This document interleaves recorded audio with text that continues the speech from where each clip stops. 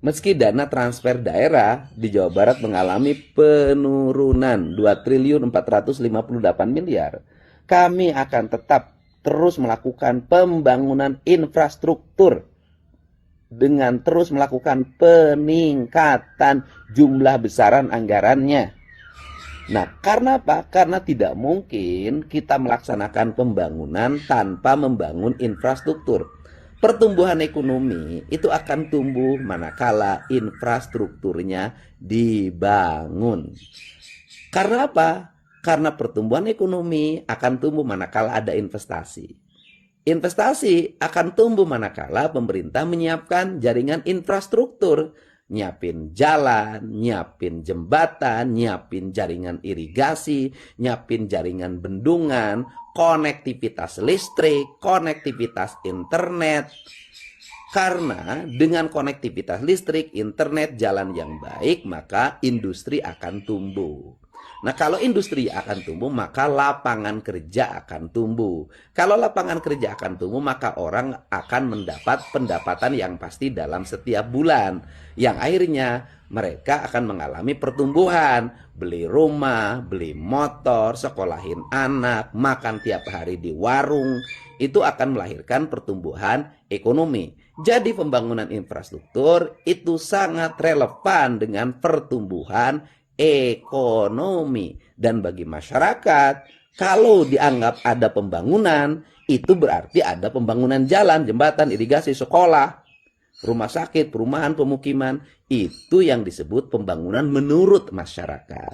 Andai kata ada pandangan bahwa pembangunan infrastruktur tidak memberikan daya dukung terhadap pertumbuhan ekonomi, itu disebabkan karena membangun infrastrukturnya tidak mandiri, menggunakan dana pinjaman yang sangat besar, yang akhirnya memberikan beban terhadap ekonomi. Jadi, bagaimana cara membangun infrastruktur yang baik agar mandiri? Maka pemerintahnya harus efisien.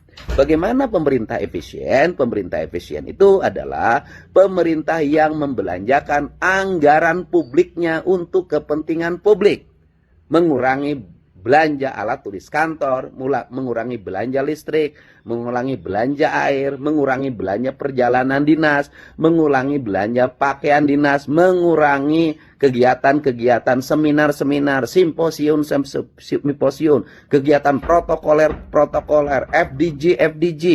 Semuanya diarahkan pada fokus pembangunan yang menjadi kebutuhan rakyat. Dan dengan cara itu maka kita akan mendapatkan uang yang cukup untuk membangun. Dan uang yang cukup untuk membangunnya menggunakan dana yang kita miliki.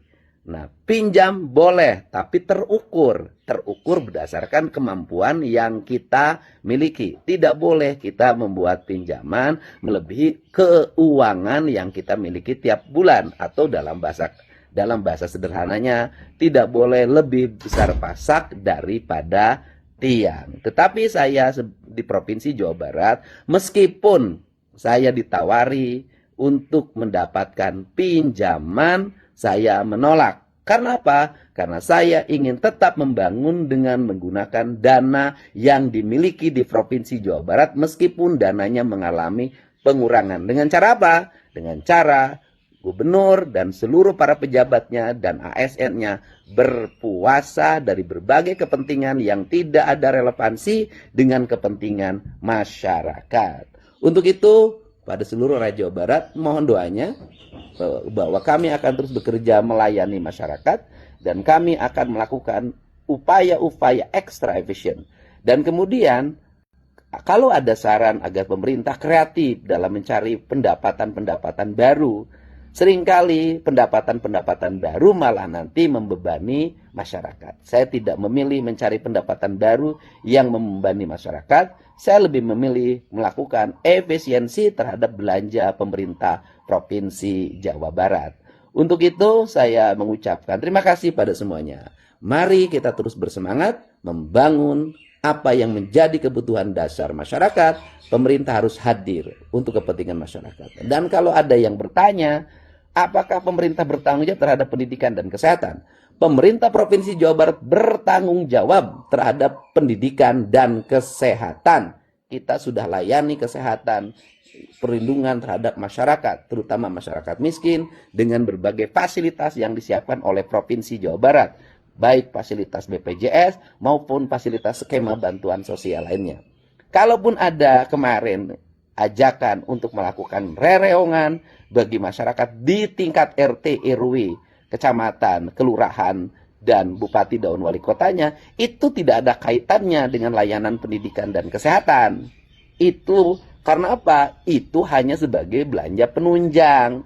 Belanja penunjangnya bagaimana? Ke rumah sakitnya sudah dibayar oleh pemerintah, tetapi dia tidak punya ongkos menuju rumah sakitnya. Tidak punya uang untuk makan selama nungguin saudaranya, suaminya, adiknya, anaknya di rumah sakit. Sekolahnya sudah dijamin pemerintah, tapi dia ke sekolahnya nggak mau berangkat karena tidak punya ongkos untuk ke sekolah.